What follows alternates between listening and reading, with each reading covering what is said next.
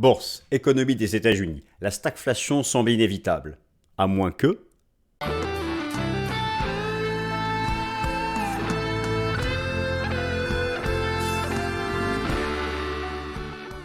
Alors chers amis, je suis ravi de vous retrouver pour la nouvelle édition du Top Gun. Nous sommes le lundi 4 septembre 2023. Bienvenue, la stagflation semble inévitable. Eh bien oui, nous ressortons d'une semaine qui montre que la situation macroéconomique aux États-Unis se tend.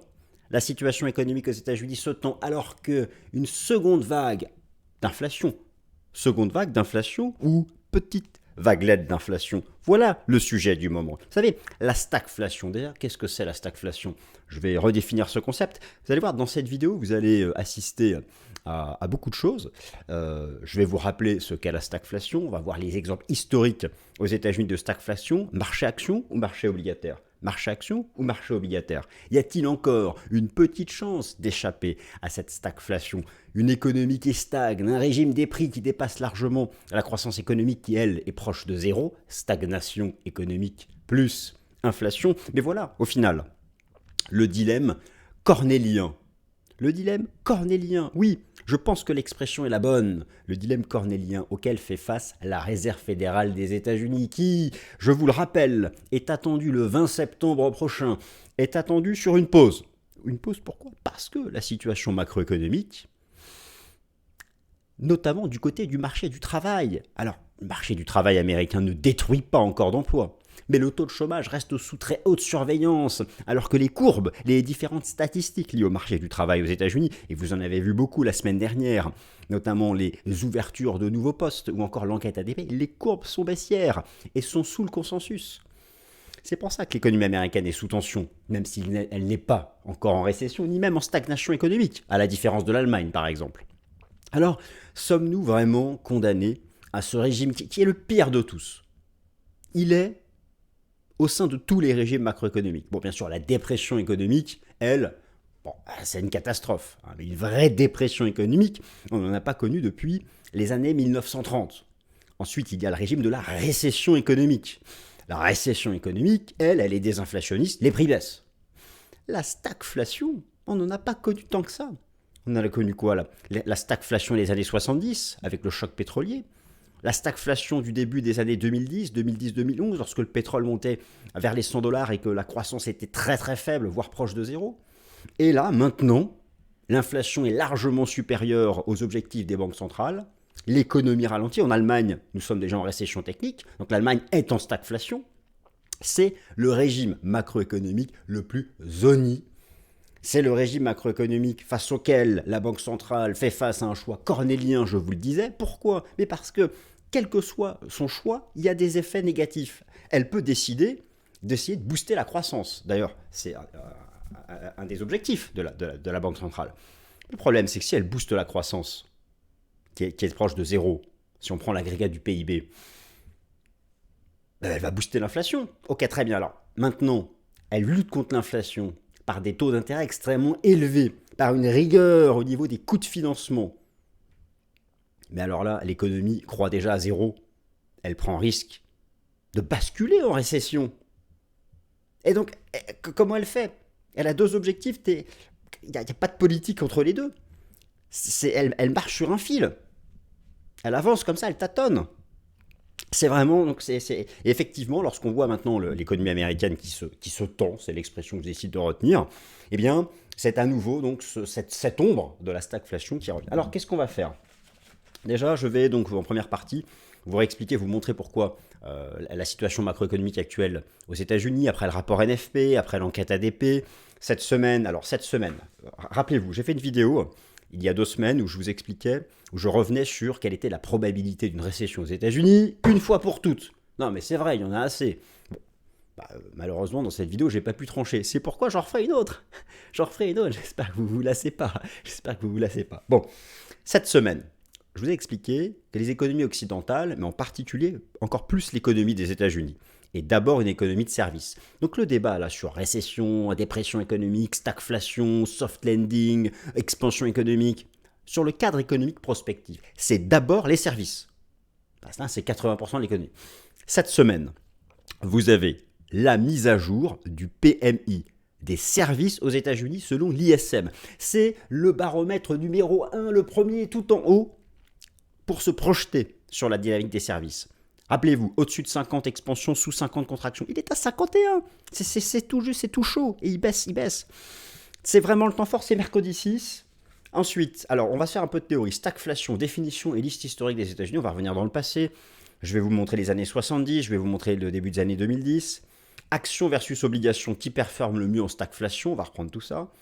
La Fed sera victorieuse si la stagflation est évitée par une désinflation énorme, par une vraie désinflation structurelle. Voilà, maintenant c'est la question. Seconde vague d'inflation, là vous avez vu que les taux d'inflation rebondissent, ils ne sont pas non plus remontés à 10, mais ils sont remontés de 3 à 3,5 et quelques. Le prix du pétrole a rebondi depuis les 65 $. Bon, mais il n'y a pas que ça dans les indices d'inflation. Alors, seconde vague ou vaguelette? C'est le sujet. S'il n'y a pas de seconde vague d'inflation, il n'y a pas de stagflation.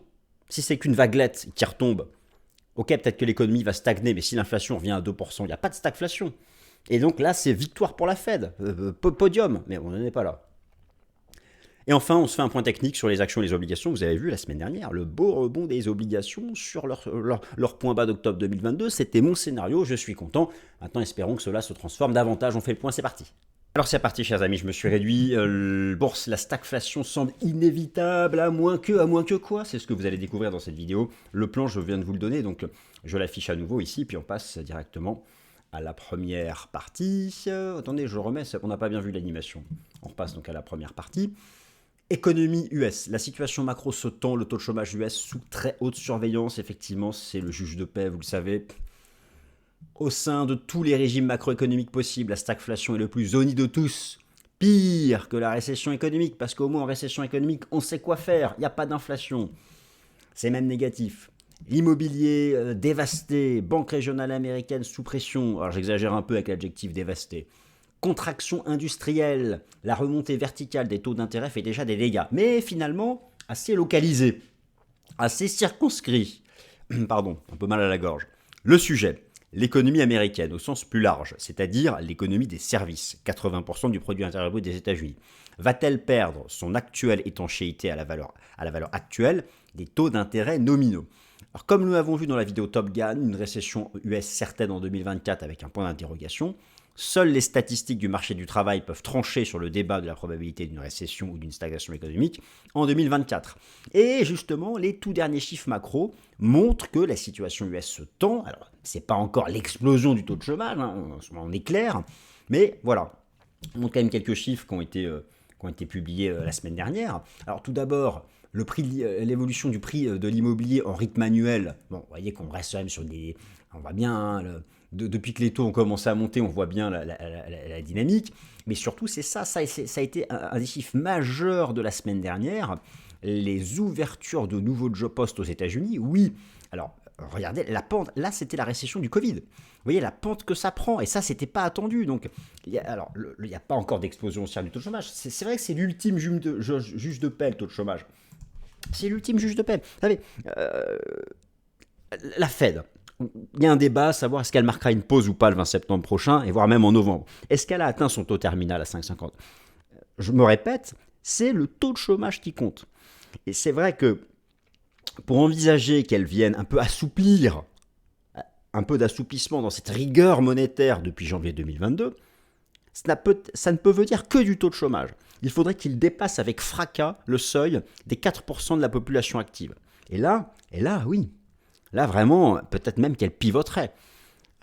Peut-être même au risque de relancer un peu l'inflation. Mais bon, si le taux de chômage se met à exploser, ce sera des inflationnistes de toute façon. De toute façon, c'est tout. Il y aura moins de consommation. C'est comme ça. Sauf la stagflation. Mais c'est pour ça qu'on va parler de la stagflation. C'est pour ça que je fais justement une vidéo sur ce sujet, qui est un phénomène finalement quand même hyper rare. Alors, après, on peut être surpris un peu de tels dégâts économiques, mais... Regardez, je vais zoomer ici, regardez ce que je vous montre. Je vous montre ici le taux de... Attendez, je vais rezoomer. Je vous montre ici le taux de crédit immobilier aux États-Unis. Alors vous savez qu'aux États-Unis, ce sont beaucoup des crédits immobiliers à taux variable et comment dire, en garantie C'est pas crédit logement comme en France, ce sont beaucoup des hypothèques. Donc on parle de taux de crédit immobilier hypothécaire. Regardez l'envolée des taux d'intérêt à 30 ans. C'est quand même gigantesque. C'est quand même gigantesque. Donc voilà, c'est pas, on peut comprendre que la situation économique aux États-Unis se tend. Maintenant, retenez ça, c'est le chiffre majeur de la semaine. Le PMI des services selon l'ISM, le chiffre incontournable de la semaine aux États-Unis. Là, on parle de stagflation, on parle d'abord de stagnation économique, de probabilité de stagnation économique. Si ça doit venir, ça vient des services. L'ISM des services est mise à jour mercredi 6 septembre à 16 heures aux États-Unis. L'économie des États-Unis est une économie dominée largement par les services, tant en termes de poids relatif dans l'emploi qu'en termes de poids relatif dans le produit intérieur brut. Voici le poids des services dans le PIB d'une sélection de pays. États-Unis 80%, France 79%, Suisse 74%, Chine 54%. Par conséquent, le débat sans fin sur la probabilité d'une récession ou d'une stagnation en Occident est d'abord un débat sur la dynamique de l'activité des services. Le meilleur baromètre, et de très loin le meilleur baromètre pour obtenir la tendance prospective de l'activité des services est le PMI des services selon l'ISM. J'insiste, selon l'ISM, car vous avez celui de Markit et celui de l'ISM. Et donc, c'est celui-là qui est mis à jour cette semaine.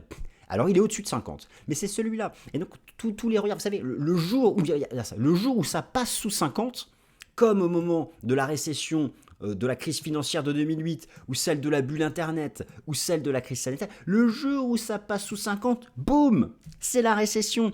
Et la Fed, elle va devoir pivoter. Alors, ça peut être des inflationnistes. Mais pas forcément. Si c'est pas des inflationnistes, c'est la stagflation. Et alors la stagflation, c'est une catastrophe pour le marché action. Sauf certains secteurs, mais j'y viens. Donc voilà, c'est vraiment le temps fort fondamental de la semaine, et c'est ça que vous devez suivre. Stagflation, définition et liste historique pour les États-Unis. Alors, comme je vous l'avais dit en introduction, là, on revient un peu dans le passé. On va gentiment se trimballer dans le passé, définir les concepts, voir ce qui s'est passé dans les années 70, voir ce qui s'est passé au début des années 2010. Et voir, et à la fois sur les actions et les obligations, on va essayer de voir quelque chose de sympathique. Je vous ai préparé des petits tableaux sympas. Alors, le concept de stagflation date des années 1970, dans le sillage des deux chocs pétroliers. Vous vous souvenez du choc pétrolier de 1973 et du choc pétrolier de 1979. La stagflation est une situation économique très difficile, dans laquelle une économie affronte une conjugaison paradoxale de concepts, le concept de la stagnation économique, c'est-à-dire croissance zéro du PIB, alors taux de croissance annuel, ou proche de zéro, et d'une inflation malheureusement forte.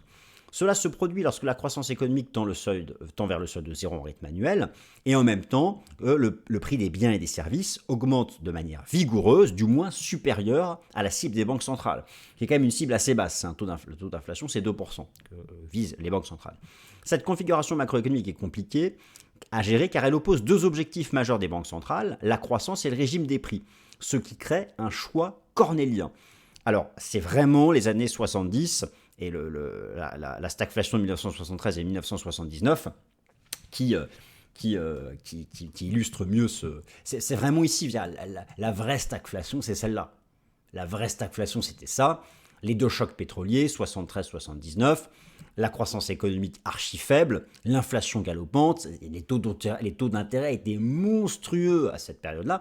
Là, on a eu une petite stagflation, et alors là, maintenant... C'est différent pour le Covid. Il y a d'abord eu la récession de la crise sanitaire qui était désinflationniste, mais très vite, l'économie est repartie et maintenant elle ralentit alors que l'inflation a explosé comme plus vu depuis 50 ans. C'est ça aussi la différence. Donc voilà, c'est vraiment le concept de stagflation, c'est ça. Alors, je vous remontre ici, on va regarder au niveau du régime des prix. Je vous ai remis ici les différentes mesures de l'inflation aux États-Unis.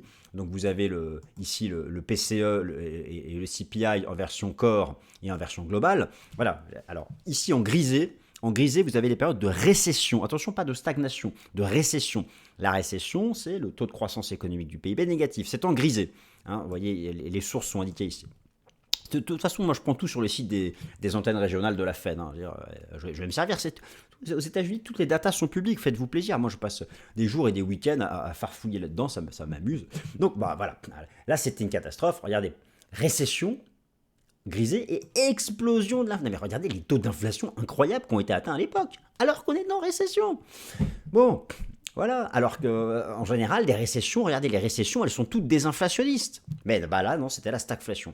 Ensuite, il y a eu, alors ici, dans le sillage de la crise financière, il y avait eu ici, c'est pas grisé comme une récession, mais il y avait une croissance faible, donc une stagnation, et une montée des taux d'inflation à 3,5-4. Et là, donc, bah, la situation actuelle, l'inflation est largement au-dessus de 2%, et on craint que ça vienne se griser, qu'il y ait une récession, une stagnation. Donc, ça, ce sont comment dire, les exemples. Enfin, je vais vous montrer directement d'ailleurs sur le. Alors oui, là, c'était l'enquête ADP de la semaine dernière. Regardez, on va revenir un peu dans le passé. Alors comme ça, je vous montre un peu comment fonctionne TradingView. Allons voir justement, allons voir dans les années 70. Regardez. Ici, donc, on revient dans les années 70. Là, vous avez eu donc le premier choc pétrolier. D'ailleurs, c'était super. Regardez le bear market. Épaule, tête, épaule, boum, la chute des actions. Ensuite, la reprise. Et puis, vous avez eu ensuite, ici en 79, il y a eu un second choc pétrolier. Et alors là, bon, le marché action, il y a eu une petite baisse et tout, s'est mis en phase latérale. Et ensuite, avant de repartir avec les mesures libérales de relance, etc., du début des années 80. Donc voilà, on peut même regarder, on va revenir ici aussi en 2010, bon ça c'était 2008, bon voilà c'était ok le bear market pourquoi j'y suis parvenu moi, hop voilà, on se met du 2010, allez voilà, boum, voilà. Donc voilà, alors voilà, ici vous avez, voilà, ici c'était le petit exemple, c'est un tout petit exemple sur le SP500. C'était une période de stagflation, de forte hausse du prix du pétrole, de croissance économique modérée. Il y avait quand même eu une baisse ici du SP500 de 1300 points à 1090 points. Donc 20% de baisse était défini ici comme étant un bear market. Bon, alors on va y venir de toute façon à l'impact sur les actions et les obligations. Alors justement, actions versus obligations, en stagflation, il faut privilégier les obligations et certains secteurs du marché action. Mais clairement, il faut privilégier les obligations, mais attention, je vais être précis sur ce concept. Il faut privilégier les obligations lorsque les taux d'intérêt ont atteint leur point haut dans le resserrement monétaire de lutte contre l'inflation. Je vais être précis. Alors déjà, les actions. Alors, je vous rappelle que les perspectives de profit des entreprises sont le critère numéro 1 de la tendance du marché action. En période de stagflation, donc de stagnation économique, c'est logique, la croissance moyenne des bénéfices des entreprises est proche de zéro. C'est donc un facteur de baisse pour le marché action. Vous me suivez.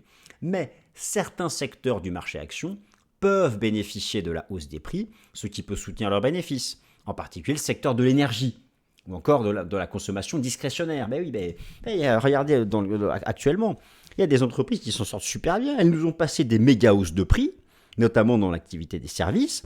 Et là, pourquoi le prix des services ne recule pas malgré ce qu'essayent de faire les banques centrales? C'est parce que les entreprises, tant qu'on ne les force pas, elles ne veulent pas réduire leur marge. Bon, elles le feront vraiment si en face, il y a une baisse de la consommation. Mais on ne peut pas les contraindre. Enfin, il faudrait faire une loi, quoi, mais on ne va pas faire ça. Bon. Donc, comment dire, certains secteurs du marché action, je vais vous montrer l'exemple dans un instant du secteur de l'énergie. Logique, hein, le prix du pétrole, forcément, les compagnies pétrolières, très bien, elles se gavent. Bon, très bien. Mais voilà, globalement, overall, la stagflation, eu égard au fait qu'il n'y a pas de perspective de croissance des bénéfices, c'est overall baissier pour les indices boursiers de manière large. Mais il y a des cycles de sous-surperformance en fonction des différents secteurs. Alors, maintenant, les obligations. Alors, les obligations, soyez attentifs. Les obligations, rappelez-vous du concept, j'ai fait beaucoup de vidéos sur le sujet, vous versent des revenus réguliers avec un taux d'intérêt le plus souvent fixe, le coupon ou le rendement. Lorsque vous êtes exposé à une obligation, vous encaissez votre coupon annuel, si c'est une obligation à taux fixe annuel, et vous êtes exposé au prix de l'obligation. Alors, première observation, c'est vrai qu'une forte inflation réduit la valeur réelle de ce coupon annuel. Très bien. Il est vrai aussi que la hausse, et concentrez-vous là-dessus, il est vrai aussi que la hausse initiale des taux d'intérêt, pour contrer l'inflation, fait baisser le prix des obligations. Ça a été le krach obligataire de 2021-2022. Alors, en contrepartie, le coupon commence à augmenter. Mais, une fois la hausse des taux terminée, alors que le prix s'est stabilisé, une fois la hausse des taux d'intérêt terminés. Regardez là, cet exemple, depuis 6 mois, je vous dis, le prix des actions est stabilisé. Parce qu'on est proche des taux terminaux des banques centrales. Et en même temps, maintenant, vous avez des coupons des coupons solides sur de l'investment grade de 3 à 5% pour les entreprises. Ce qu'on n'a pas vu depuis tellement longtemps. Le prix de l'obligation baisse plus, parce qu'on est proche des taux terminaux.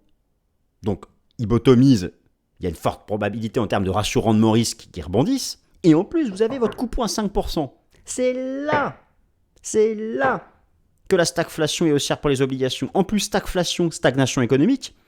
Donc, les actions vont souffrir. Donc, déplacement des capitaux des actions vers les obligations, le principe du flight to quality.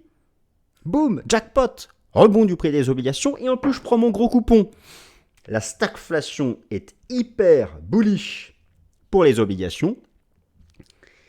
À ce stade-là, lorsqu'on est proche des taux terminaux des banques centrales. Est-ce que vous me suivez? Mais j'ai déjà fait 1000 vidéos là-dessus.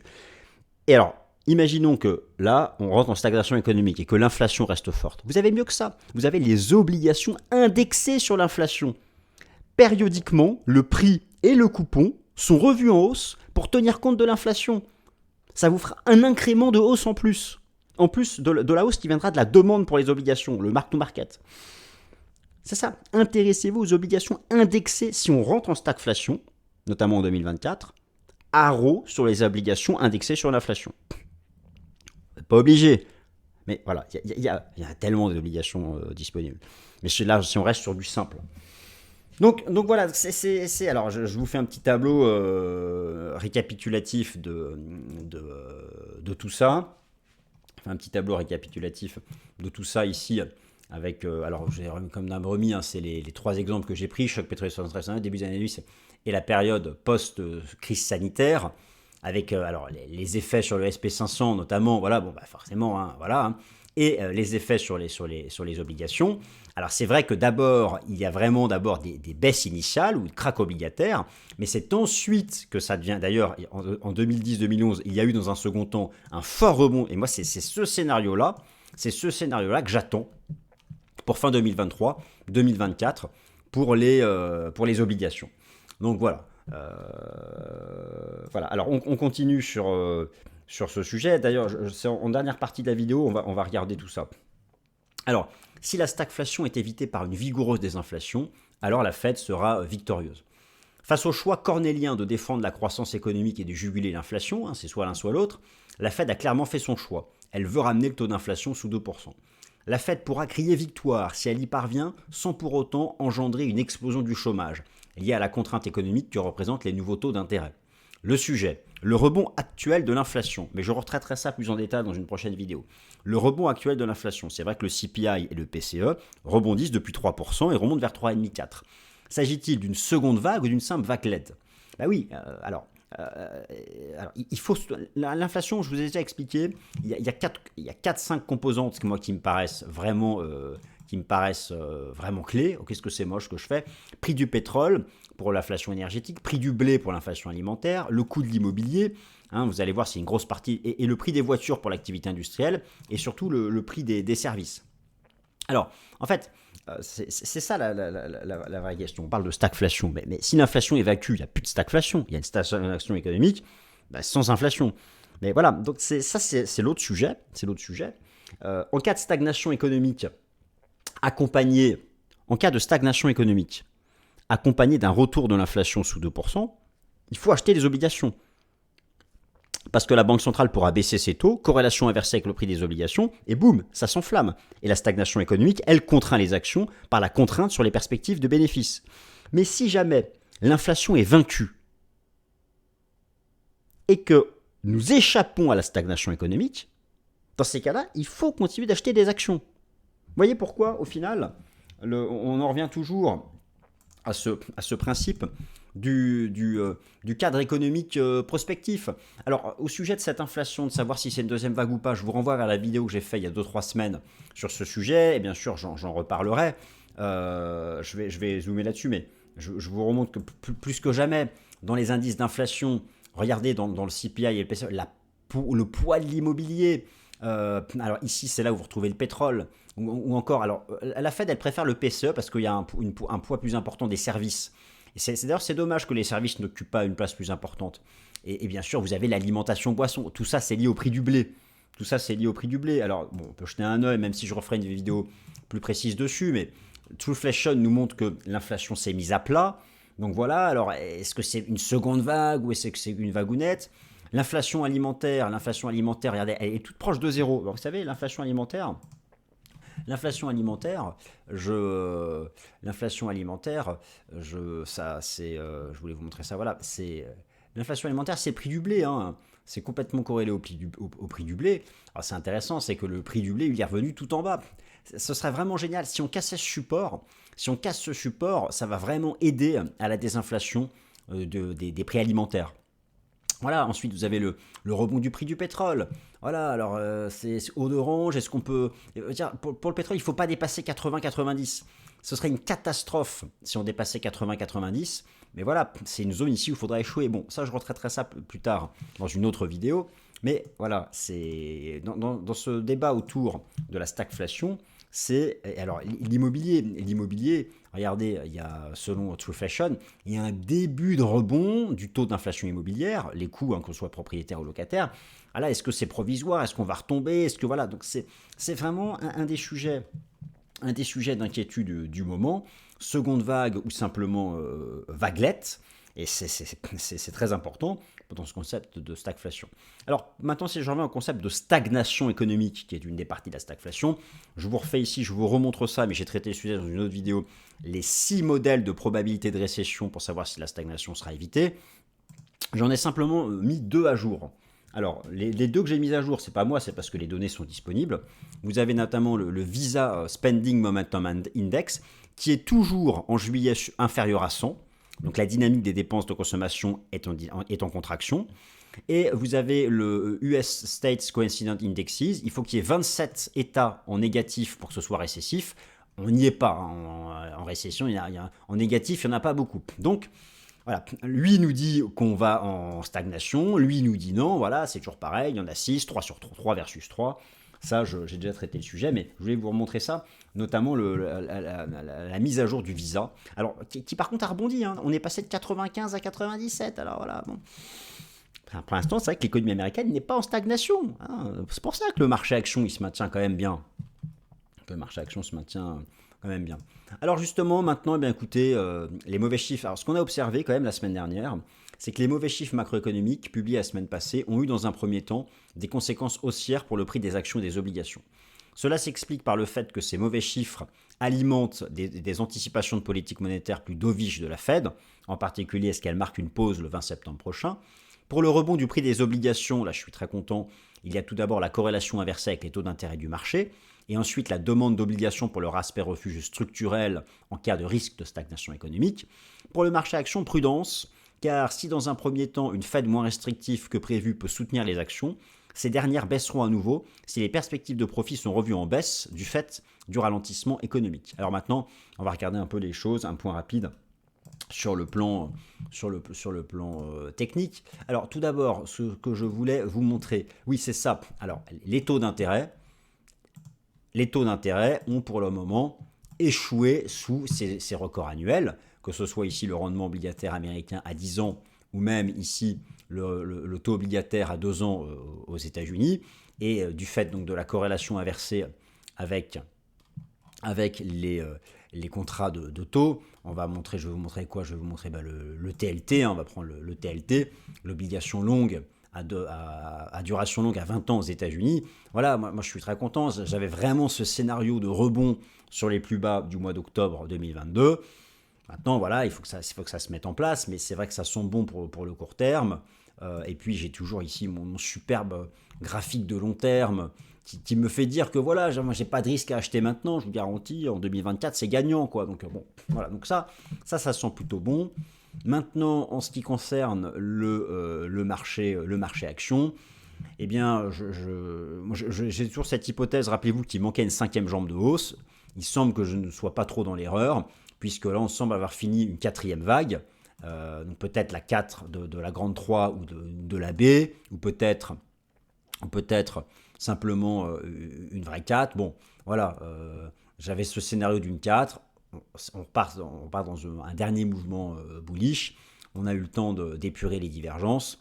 Voilà, donc là aussi, de toute façon, même si l'économie américaine se tend, Tant qu'il n'y a pas d'explosion du taux de chômage, le marché action tiendra sa route. Mais en termes de ratio rendement-risque, moi je le dis, c'est clairement les obligations qui sont intéressantes et pas le marché action. Alors après, il y a certains secteurs, oui. Si le prix du pétrole remonte à 100 dollars, d'ailleurs, regardez l'indice sectoriel des valeurs de l'énergie du S&P 500. Voilà, on est sur les records, des records quand même de plusieurs années, parce que le pétrole tient la route. On voit bien l'impact depuis 3 semaines des actions du secteur de l'énergie du SP500 en lien avec le prix du pétrole. Mais en même temps, le prix du pétrole, si on rentre vraiment en stagnation économique, son rebond ne va pas durer longtemps. Voilà, chers amis, eh bien écoutez, ainsi s'achève la nouvelle édition du Top Gun. J'espère que ça vous a plu. Et puis voilà, on continue d'actualiser ça chaque semaine. Merci encore une fois pour vos abonnements, vos likes et à très vite. Salut.